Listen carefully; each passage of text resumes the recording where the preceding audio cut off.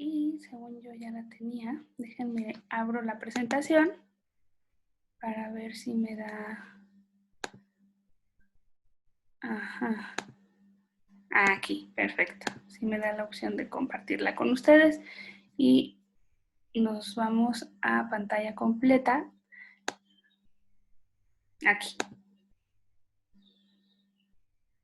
Muy bien. Bueno, pues voy a dar comienzo a la clase sobre el texto de Ana Rioja que se llama Einstein, el ideal de una ciencia sin sujeto, al que le vamos a dedicar 2 clases.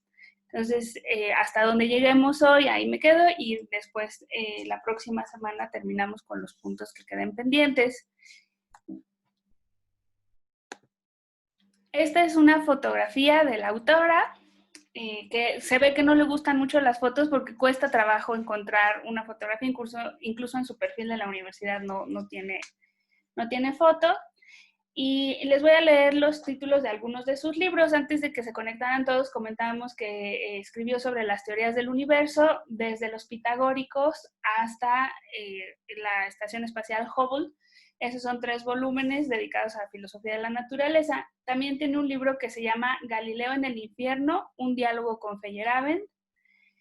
Tiene otro libro del 2006 que se llama Exposición del sistema del mundo, de Pierre-Simon Laplace.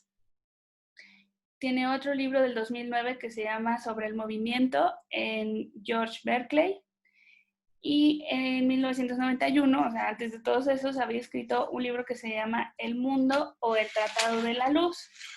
Y estuve echando un ojito en las publicaciones que tiene de artículos, que es bastante larga, pero anoté los que me llaman mucho la atención y de hecho quiero conseguir los que tienen que ver con Bergson, porque tiene un par, uno se llama Tiempo y Determinismo, de Bergson a Prigogine, y otro se llama Biología, Cosmología y Filosofía en Bergson. Entonces, pues esos 2 los quiero conseguir, son del año 2000. Y luego tiene otro sobre astronomía del siglo XVII y siglo XVIII, que se llama Del cielo a la tierra, tiene un par de artículos sobre eso.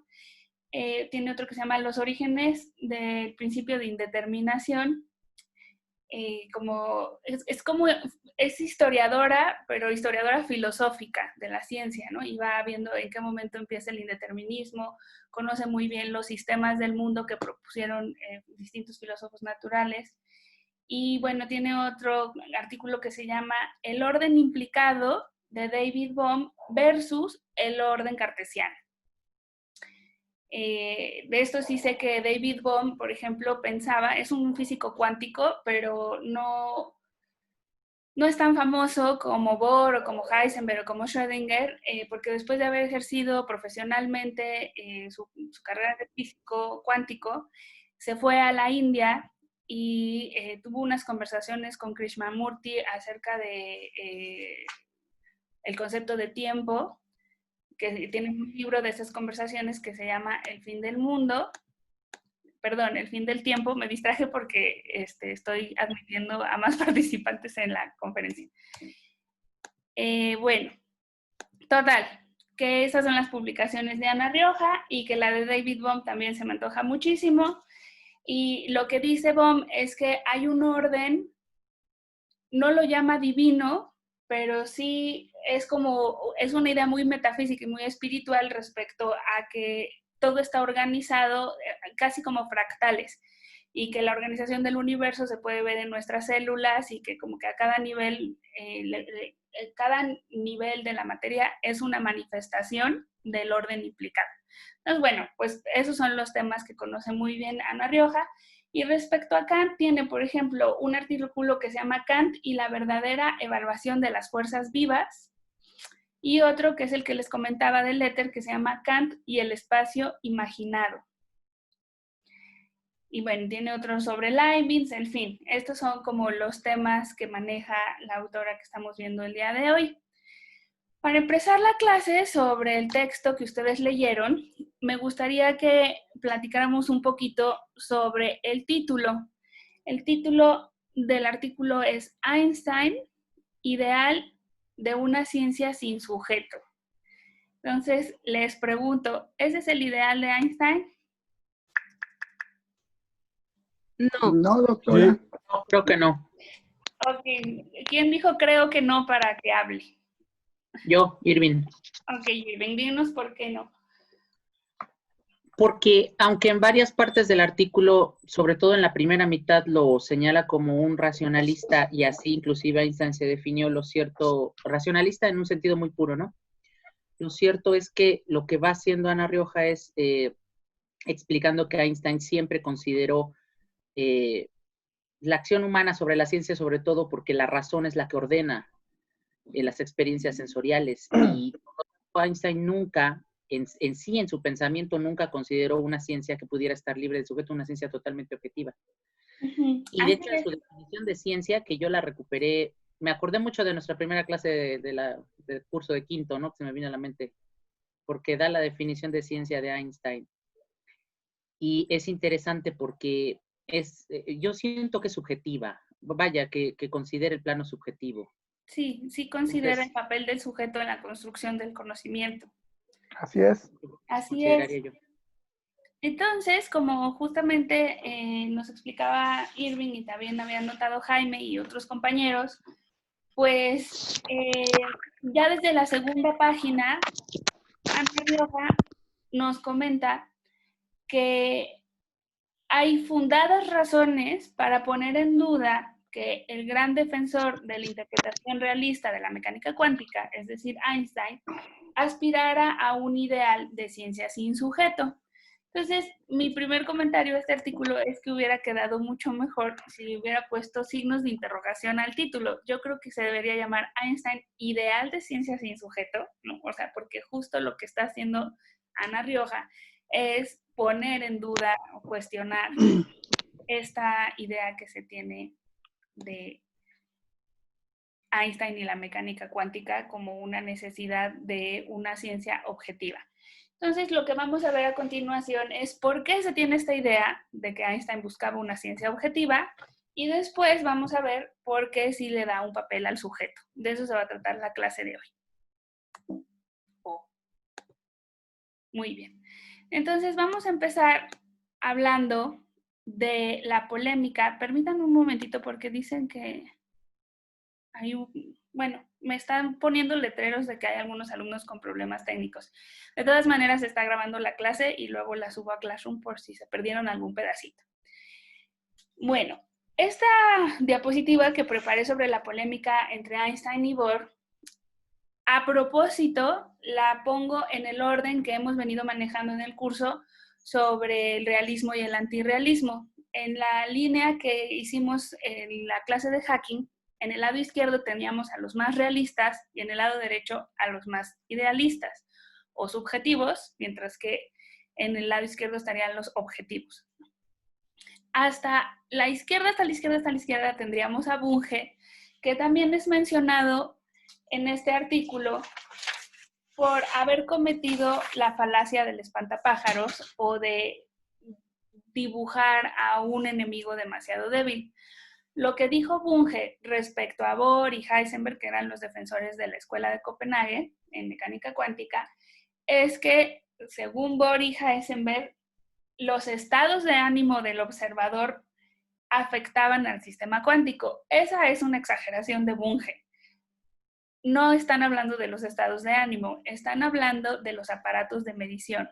Y ahorita vamos a ver algunos experimentos donde eso queda más claro.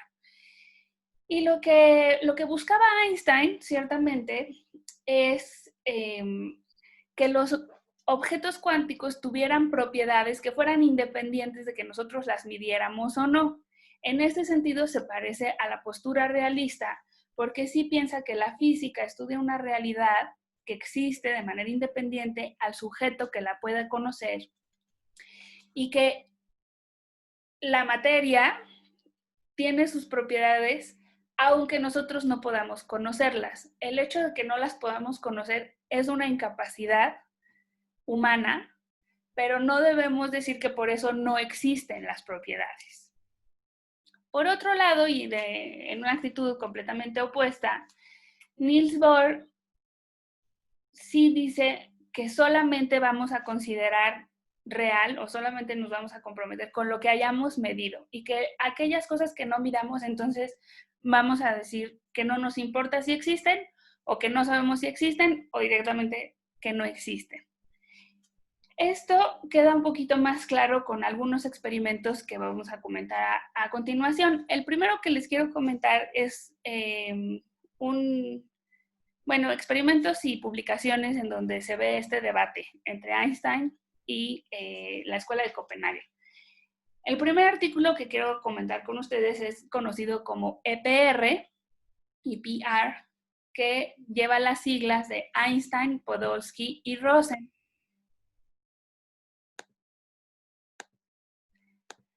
Ay, Dios. Es que cuando admito a alguien se pasa de diapositiva. Bueno, Einstein pensó el artículo, Podolsky era un colega suyo y Rosen era un ayudante que fue el que redactó el texto.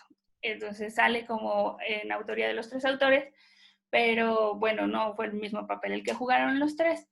Y aquí lo que pregunta Einstein es cómo puede ser que no sepamos el valor de una propiedad de un objeto cuántico, como nos lo dice, por ejemplo, el principio de incertidumbre de Heisenberg. El principio de incertidumbre de Heisenberg dice que podemos conocer la posición de una partícula o la velocidad de una partícula, pero no podemos conocer las dos cosas. Porque cuando medimos la velocidad cambiamos la posición.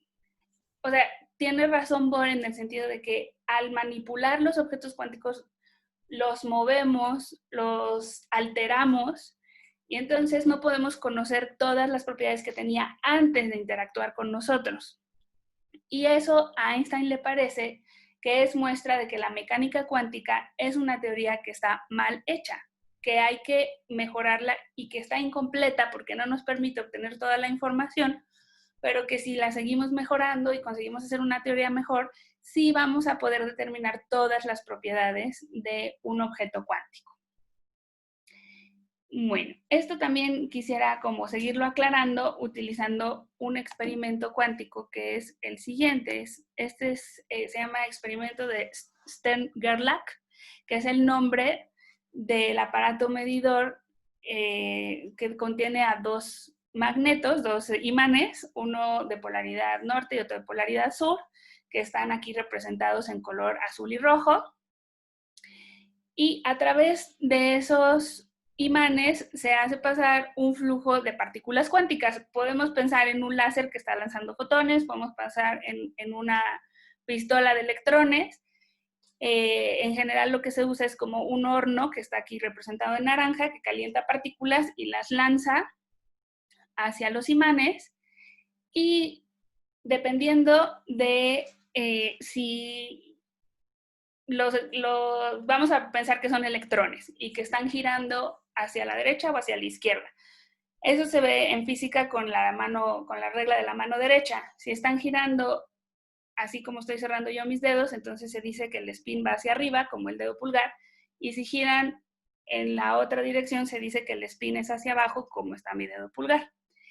Entonces, si los spins están girando en una dirección, van a tomar el camino de arriba, y si están girando hacia abajo, van a tomar el camino de abajo, y entonces en una pantalla que tenemos hasta la derecha, vamos a detectar esas partículas. Entonces, ¿qué ocurre? Esta imagen me gustó porque era como muy limpiecita, pero la siguiente tiene más información respecto a cómo el aparato de medición afecta en el momento que mide al objeto cuántico.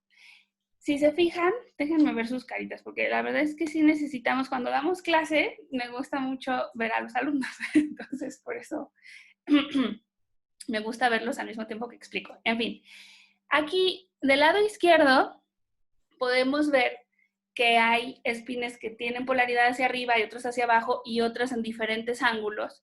Y cuando pasan por los imanes, el aparato de medición es el que también afecta, o sea, los polariza, los hace que se vayan hacia un lado o hacia el otro. Y entonces tenemos ya en el rayo de arriba todos los espines que tienen la dirección hacia arriba, la flechita hacia arriba, y en el rayo de abajo, todos los espines con espina hacia abajo.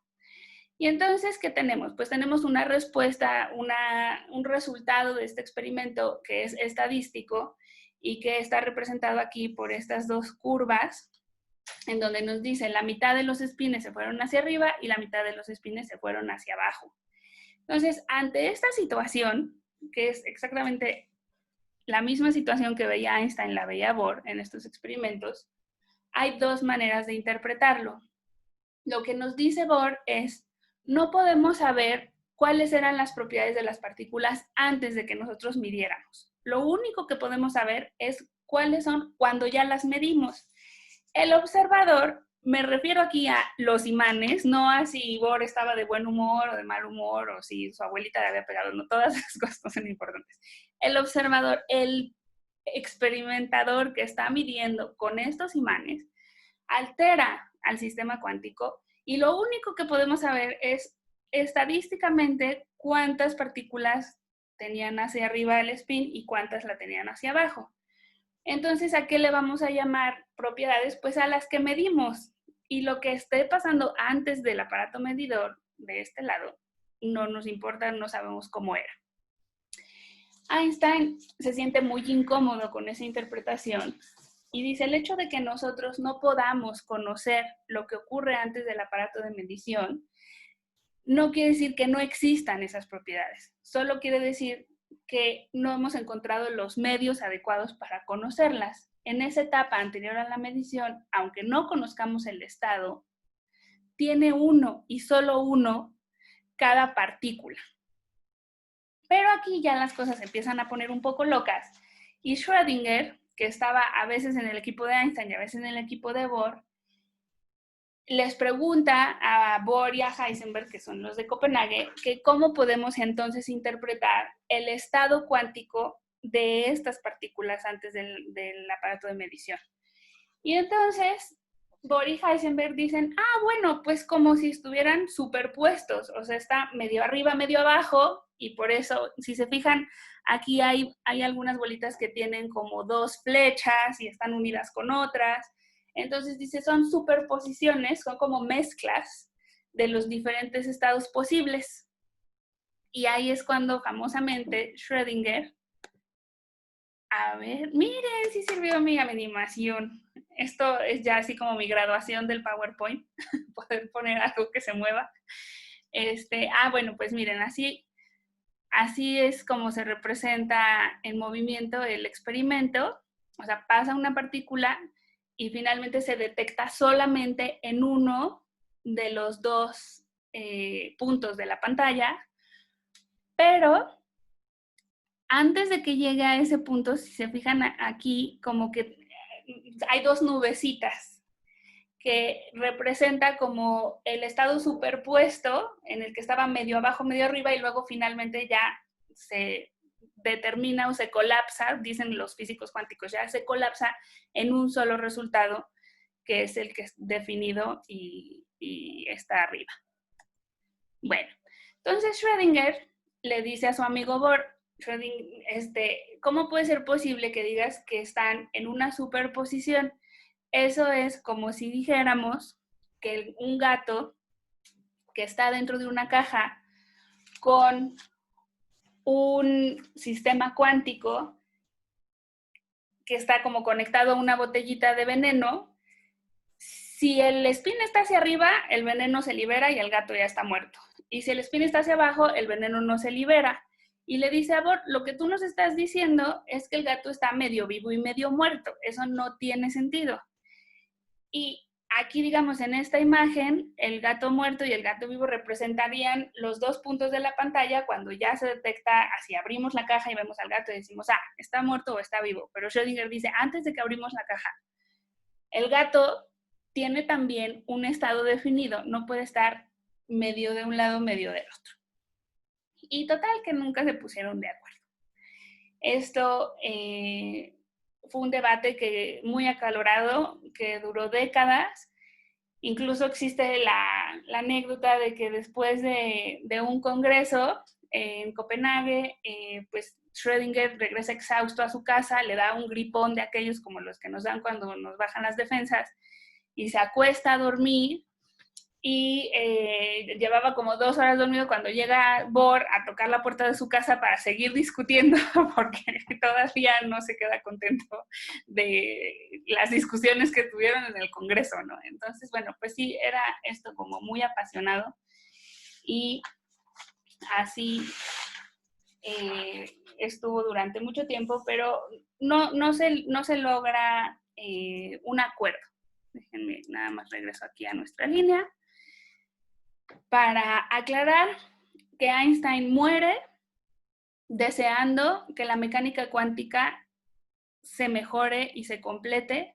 Dice que siempre que sigamos intentando describir las cosas de manera probabilista y azarosa, querrá decir que no hemos terminado nuestro trabajo como físicos.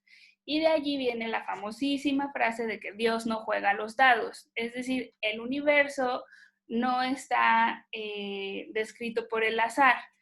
El universo es determinista, queremos conocimiento objetivo y si no lo hemos logrado, pues es porque todavía ignoramos la parte que no hemos podido descubrir con claridad. Entonces, por eso se cree que Einstein busca una física realista, objetiva y sin sujeto, en el sentido de sin que los imanes determinen el estado. O que podamos decir qué pasa antes de lo... Que ese sin sujeto es sin que el aparato de medición determine qué es el objeto. Dice, el objeto estaba aquí en el horno y se estaba calentando. El objeto está allí. Eso es como que Einstein tiene un sentido común muy clásico, que incluso creo que todos podemos entender, ¿no? Es decir, así como, a ver, las partículas están en ese horno y existen y están hacia arriba o hacia abajo. Eso es lo que quería Einstein. A eso es a lo que se refieren cuando dicen que quiere una ciencia sin sujeto y se murió deseando que eso ocurriera con la mecánica cuántica. Pero no sucedió. Se murió y lo que ocurrió es que la escuela de Copenhague tomó mucha fuerza en la comunidad científica y hasta el día de hoy muchísimos físicos cuánticos dicen que todas las preguntas filosóficas son irrelevantes. Si existen o no existen las partículas antes de medirlas, eso que se lo pregunten los filósofos, son pseudopreguntas. A ellos les interesa medir, construir, ¿cómo se llama? Pues hacer tecnología, etc. Doctora. Sí, adelante. Bueno, buenos días a todos. Me surge la duda, o sea, a lo mejor sí es muy filosófico, pero, o sea, entiendo que no les interese la existencia, o que más bien no que no les interese, que no se quieran comprometer con afirmar la existencia de, bueno, de este tipo de entidades, pero, o sea, a la hora que se ponen a experimentar con ellas, eso no supone la existencia de esta, o sea, no experimentan con la nada, ¿no? O sea, no experimentan con su imaginación, digámoslo así. Sí. Experimentan, a lo mejor no saben con precisión qué es, o no saben del estado, no saben justamente lo que usted dice, las propiedades, pero existen, ¿no? O sea, no sé, se me hace como un poco absurdo que sea como una discusión, pero a lo mejor es porque tampoco tengo las herramientas científicas que ellos tienen para, pues justo no comprometerse con este tipo de verdades. Sí, Brenda, muchas gracias. Yo creo que tienen un realismo muy ingenuo, como muy básico, de que pues, están manipulando ciertas cosas y van al laboratorio y las manipulan. Un poco como lo que veíamos con hacking, ¿no? Hay como una actitud del físico que, pues, bueno, sabe que está tratando con el mundo. Pero después los filósofos de la física los presionan como ya en términos muy técnicos, porque, por ejemplo, los físicos cuánticos describen a los sistemas en un espacio matemático, que es el espacio de Hilbert, que tiene más de 3 dimensiones, muchísimas más, tiene n dimensiones, ¿no? Entonces ya cuando se les pregunta así como de, bueno, pero ¿cuál es el referente de este espacio tan complejo? ¿A qué corresponde con la realidad? Dicen, no, bueno, no te hagas bolas, ¿no? O sea, como que esas preguntas no las vamos a responder. Y también un poquito por eso me sirve que lean antes el artículo de Lombardi y Labarca sobre los orbitales cuánticos, porque vemos como ya esta actitud de los físicos en la que empiezan a utilizar aparatos matemáticos muy abstractos, como la función de onda y el cuadrado de la función de onda, y entonces ahí sí ya dicen así como, bueno, y de esto no me preguntes si existe o no, ¿no? O sea, yo entro a una cámara, bueno, a un laboratorio con una cámara de vacío y adentro sé que pues agarré un pedacito de aluminio y lo dispersé y hice una pantalla plana. Y todas esas cosas como que sí existen en un realismo muy ingenuo, pero ya la existencia de las entidades en sus matemáticas complejas, ahí es como donde ya no responden. Les cuento de una conferencia que me tocó dar en Guadalajara. Me invitaron a un auditorio lleno de ingenieros. Y la conferencia se llamaba Físicos y filósofos comparten, no sé, sus opiniones sobre la mecánica cuántica, ¿no? Entonces expuso un ingeniero SNI 3 que ha hecho un montón de experimentos con nanotubos, una ponencia absolutamente científica con datos, gráficas y todo lo demás. Y después expongo yo y pues fui abordando una serie de preguntas que los filósofos se han preguntado en mecánica cuántica. Por ejemplo, si el mundo es determinista o indeterminista, cuál es el significado de la incertidumbre, cuál es el estatus ontológico de las entidades que postula la mecánica cuántica, estas preguntas que estamos viendo en este curso, ¿no? Y justo ya en el momento del debate, lo primero que dijo el científico es, yo en 30 años de trabajo nunca me he preguntado ninguna de las cosas que ella dijo, ¿no? Así.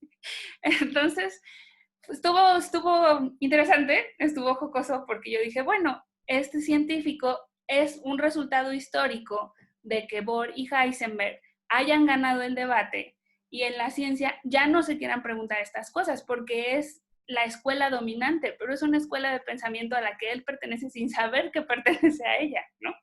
Entonces, bueno, se puso interesante el debate. Todos los oyentes que eran ingenieros, pues creo que se identificaban más con él, pero la persona que me invitó se identificaba más conmigo porque era una profesora de la Facultad de Filosofía y hubo como 3 miembros ahí en el público, pues que también estuvieron de mi lado.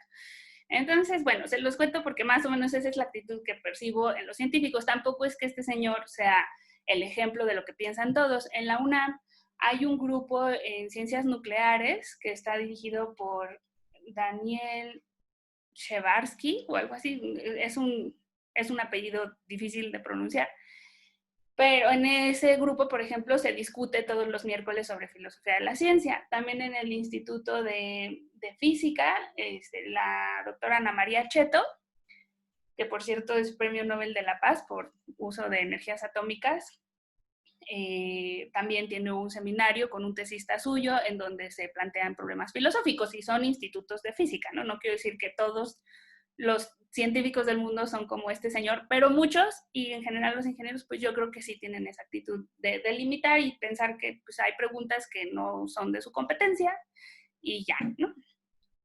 Bueno, entonces, con esto, yo diría que cubrimos la parte de por qué se dice que Einstein quería una ciencia objetiva, una ciencia donde se pudieran determinar las propiedades de los objetos independientemente de que alguien las midiera o no las midiera. Ese es como el punto de por qué se cree que Einstein quería una ciencia sin sujeto. Ahora vamos a pasar a la segunda, el segundo aspecto, segunda característica del pensamiento einsteiniano, donde vemos que sí hay un papel del sujeto. Y para ello les voy a compartir el modelo de Einstein. Tengo una duda. Adelante. Tengo una duda. ¿Me podrías explicar otro poquito lo que dijiste ahorita, lo que acabas de decir de que Einstein quería una ciencia sin sujeto? No sé si me lo puedes explicar otro poquito más. Sí, se cree, o sea, muchas personas tienen la idea que Einstein quería una ciencia sin sujeto porque él quería poder determinar las propiedades de los objetos cuánticos sin importar que nosotros lo midiéramos o no lo midiéramos. Déjame volver aquí a la imagen. Ahí. ¿Lo están viendo ustedes o en sus pantallas o no? No. Déjenme compartir. Doctora, ¿y quién lo determinaría? Sí, o sea, a ver, si, si nadie lo mide, ¿quién lo determina? Como lo que diría Einstein es como si consiguiéramos hacer una teoría completa de la naturaleza, entender cómo es la materia, podríamos saber cuáles son sus leyes y esas leyes serían objetivas.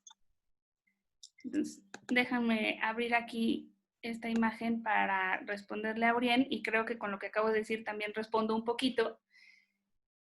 Lo que quiere Einstein es que nosotros demos cuenta de cómo se comporta la materia independientemente de cómo interactuemos nosotros con ella. Ese es como el sueño de objetividad. ¿Qué pasa? Que los objetos cuánticos son demasiado pequeños. Cuando nosotros observamos una taza como esta, tan hermosa que les voy a presumir porque es mi taza favorita, cuando nosotros observamos un objeto macroscópico, se dice que lo observamos porque la luz incide sobre el objeto, rebota y llega a nuestros receptores, que son los ojos. Pero los objetos cuánticos son del mismo tamaño que los fotones, es decir, que ese rayo de luz que le está pegando a la taza. Entonces, cuando le pega a un electrón, lo saca de su órbita.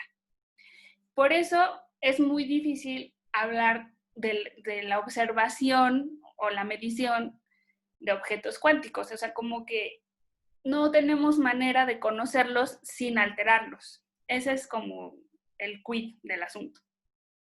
Quedó un poquito más claro, Aurien, con esta imagen que Einstein quería conocer a la materia y sus leyes independientemente de nuestra interacción con ella.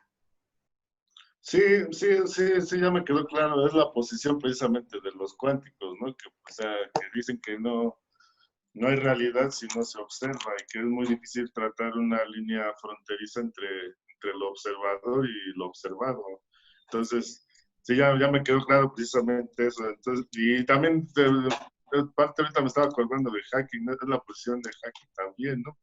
Sí. Porque él dice que si se pueden ver, pues entonces existen, ¿no? O sea, exacto, pero Hawking y Bohr estarían argumentando todo después de los imanes, después de la medición, dicen, esto es lo que existe, lo que veo, lo que mido, lo que corto. Y Einstein dice, no, espérate, antes de que midieras también existía algo. ¿Sale? entonces ahorita pesa más la posición de la física cuántica Sí. que la clásica. Exacto, sí. Digamos que todo el siglo XX dominó la actitud instrumentalista de Bohr y de Heisenberg, que se conoce como la Escuela de Copenhague. Siento que en esta última década ya se está moviendo un poquito el tapete porque, por ejemplo, Elías Ocon, que es un investigador también de la UNAM, del Instituto de Filosofía, estudió el doctorado, creo que en Estados Unidos, pero el punto es que después se fue a un centro en Canadá en donde contratan a la misma cantidad de físicos que de filósofos y comparten seminarios en donde discuten las diferentes maneras de interpretar a los objetos cuánticos. Y ahora yo les estoy dando este debate súper clásico de inicios del siglo XX, pero ahora existen otras muchas interpretaciones. Una se llama múltiples mundos, otra se llama la del colapso objetivo, otra se llama la de Bohm, que son como unas ondas, en fin. O sea, hay como muchas maneras de entender el mundo cuántico que tienen las mismas ecuaciones, o hay luego todavía un grupito que quiere proponer unas ecuaciones distintas, cambiar la ecuación de Schrödinger agregándole unos términos.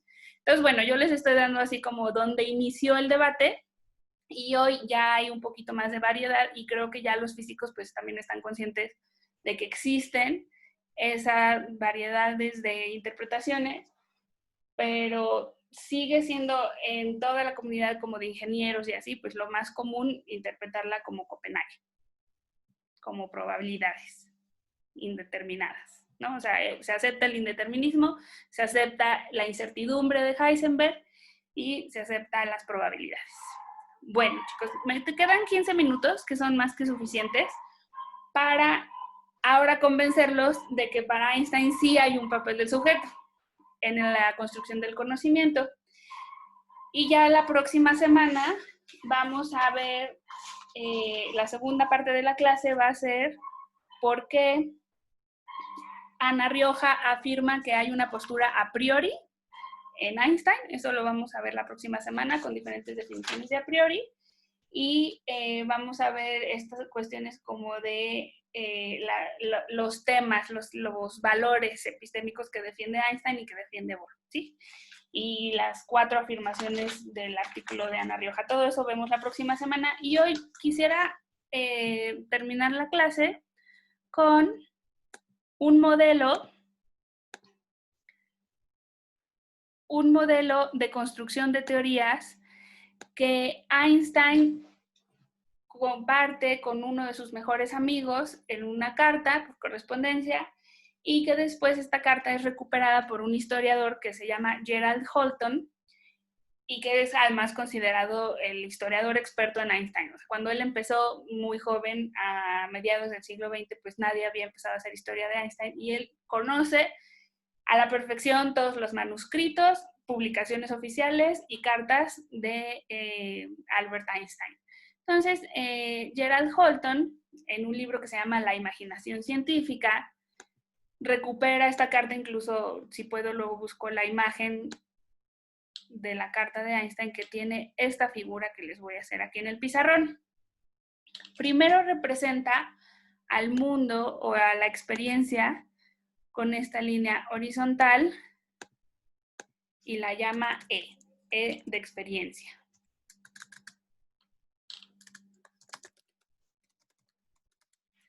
Dice, esos son los hechos, es el mundo, lo que hay, ¿no? Y lo que hacemos los científicos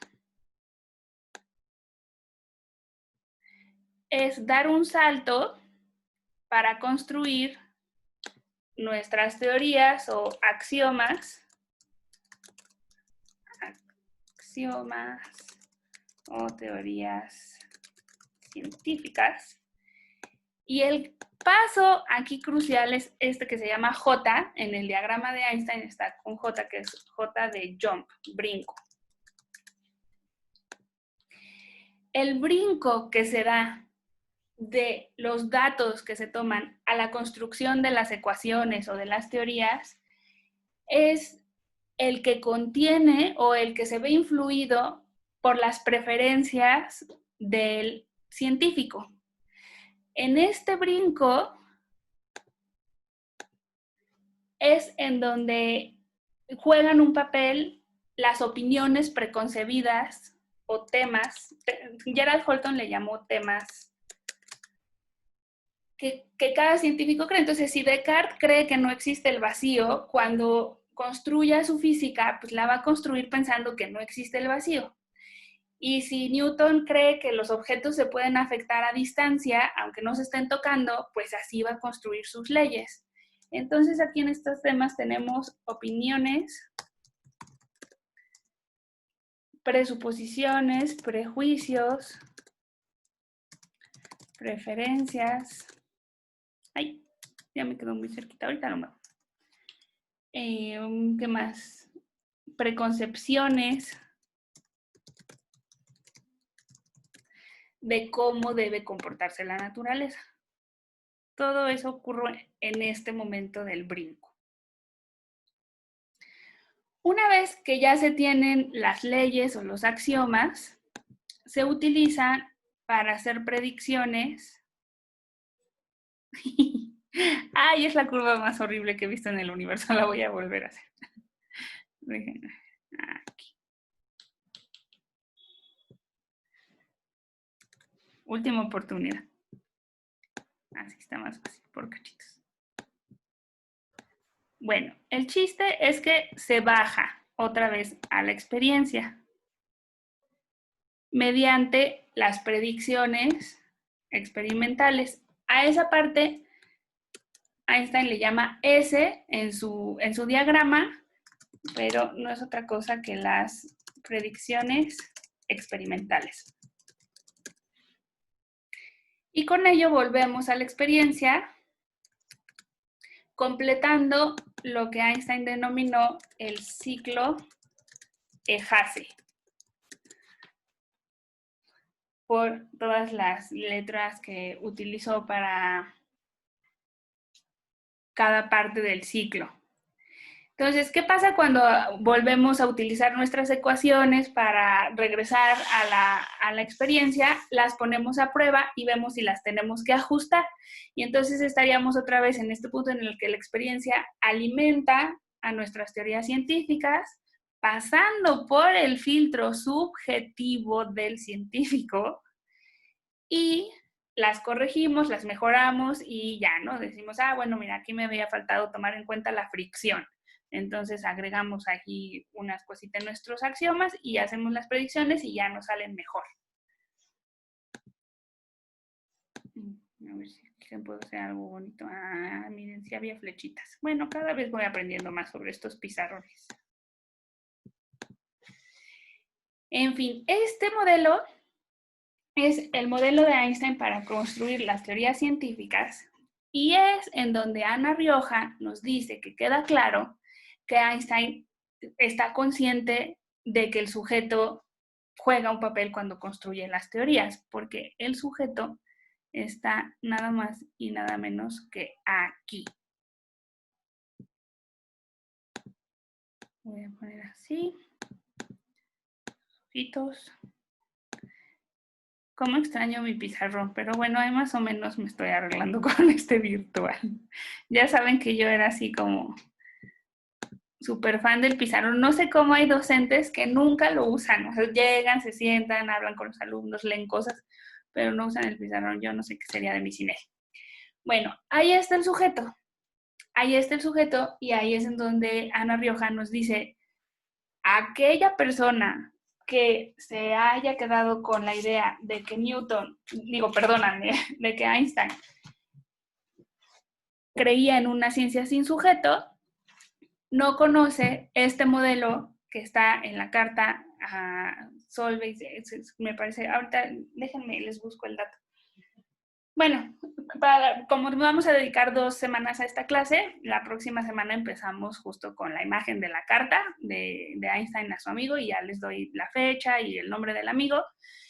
Pero bueno, pues quien conozca esa carta sabrá que Einstein está consciente de el papel del sujeto en la construcción de las teorías científicas. ¿Sí? ¿Alguna duda sobre este diagramita antes de que lo quite? Déjenme, le pongo el título para que quede mejor. Se llama Modelo de Einstein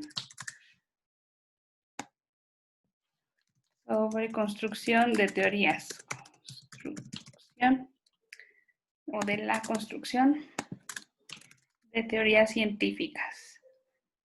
Esto lo hago para acá, esto lo hago para acá. Profesora, ¿Sí? solo entonces una duda. O sea, podemos derivar de esto que en la construcción de ciencia el sujeto no es un objeto natural independiente de los hechos, pero también, o sea, de los hechos que ocurren en la realidad. Lo que sí yo creo que podríamos decir es que somos objetos que trascienden a meros observadores, porque si intervenimos en la ciencia con el mero hecho, no sé si de estudiarla o de existir. ¿Usted qué diría? O sea, ¿qué tanto nosotros influimos en la ciencia? Sí, pues para responderte yo pondría el ejemplo de lo que ocurrió con la astronomía y con los cometas.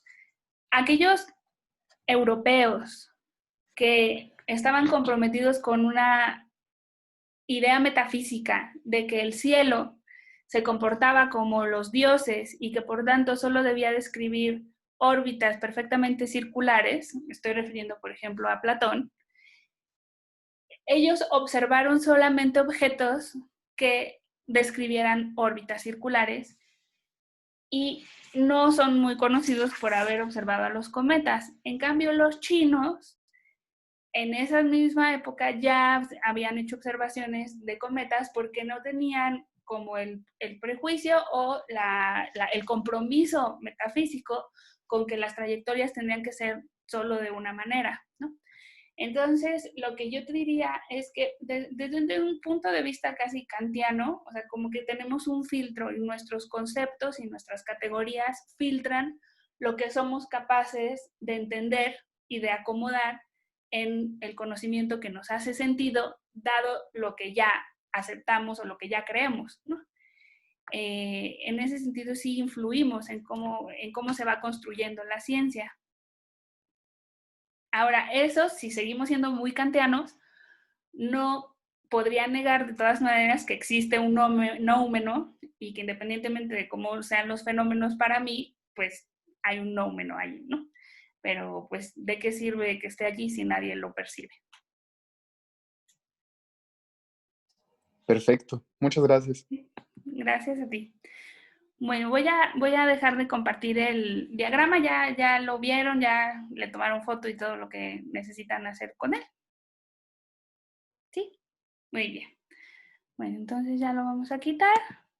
Voy a detener también la grabación.